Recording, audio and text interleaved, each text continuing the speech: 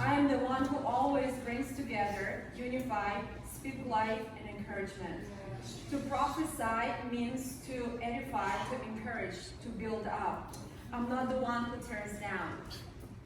Come closer to my heart and you can see for yourself who I am. Yes, I am the one who restores and rebuilds and makes broken places whole again. So during this time, as God is downloading this word and I'm just writing it down, this one lady, she grabs a microphone and she starts reading from John chapter 2, verse 19, but I want to read a couple more scriptures.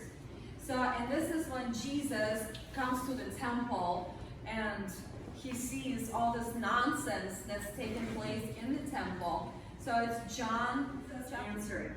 After you've destroyed this temple, I will raise it up again in 3 days. So this is the scripture that she read. I will raise it up in 3 days.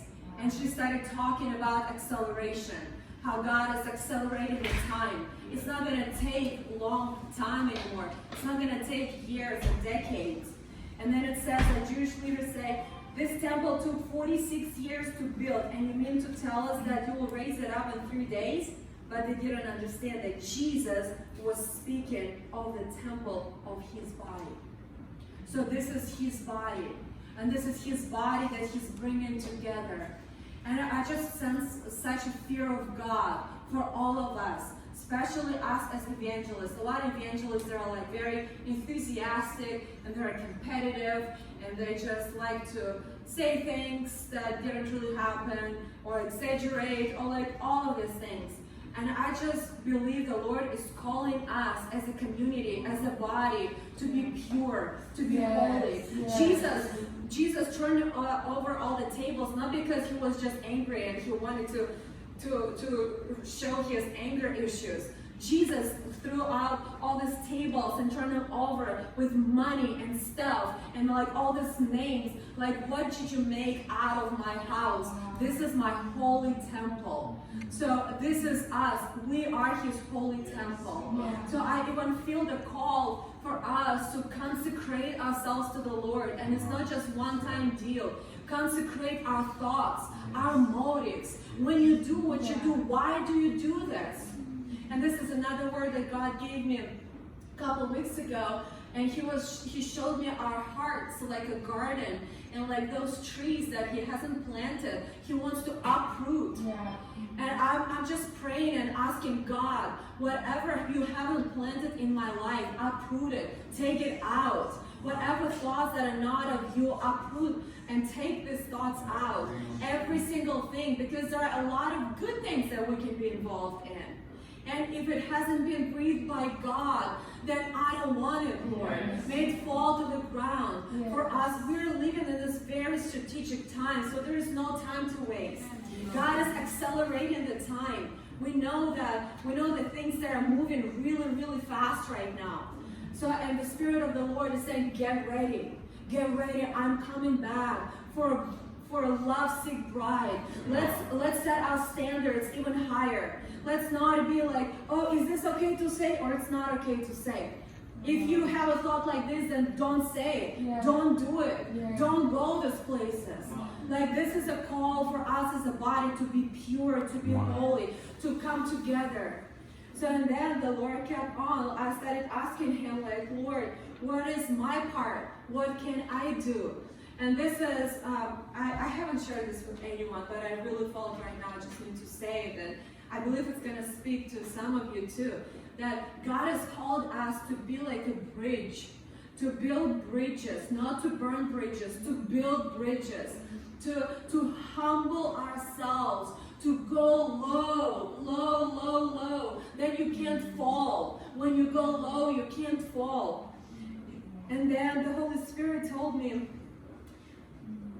love unconditionally, cover one another up in love, give freely, be the change, be kind and merciful. A few other things. So I really believe that the Lord is bringing the body together. And then my sister told me, I shared a little bit of this with her, And she said, it's interesting that at Bethel, they started preaching on unity since the beginning of this year. This is all they've been preaching on, unity. So when God gives a message, He gives a corporate message. Yeah. Sometimes we think like it's our idea, it's His idea. Yeah. Even with the boot camp, it was such a beautiful confirmation, because this is something that the Lord spoke 5 years ago, Evangelism Boot Camp, and many of you know this is something we've been doing here as a community for years, and now Irina Kralenko is doing Evangelism Boot Camp. It's not my idea, it's not your idea, it's His idea. Yeah. It's the Holy Spirit idea, and He is doing this corporately. We need one another. Yeah. We really do need one another. Yes. We need to come together. It's not about the name. I know we say it all the time, but it's really not. It's not about the name. It's not about organization. We're building the kingdom.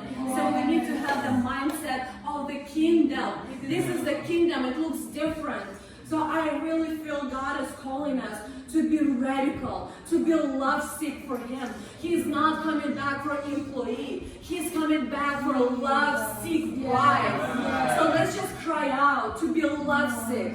Let's cry out to be in unity with one another, to honor like never before, to love like never before, to fight for one another.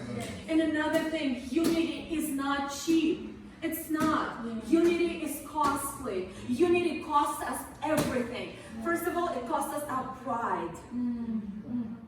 And it costs us to die to ourselves, and it's costly.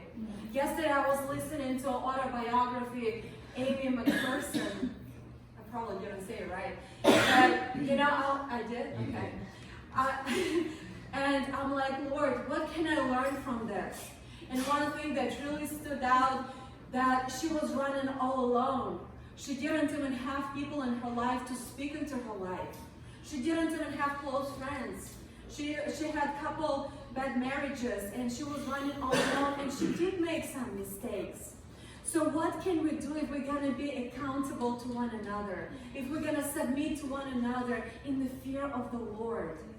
So us as evangelists, it's really easy just to run. I know it all. I got it all together. God speaks to me. I'm just going to run with it. I'm telling you, we need community. We need one another. We need to be accountable. And sometimes, like me, I need a lot of help. I know it. So like a lot of things, I don't see myself. And these people, safe people in our lives that God has placed, we can trust them. So I really hope that this speaks to somebody here right now. So if you don't have somebody that you are submitted to, ask God. God, send fathers and mothers into my life, or like a safe person that I can be accountable to, and that I can trust, and I can submit myself to them. And I'm telling you, the grace of God comes and protection comes.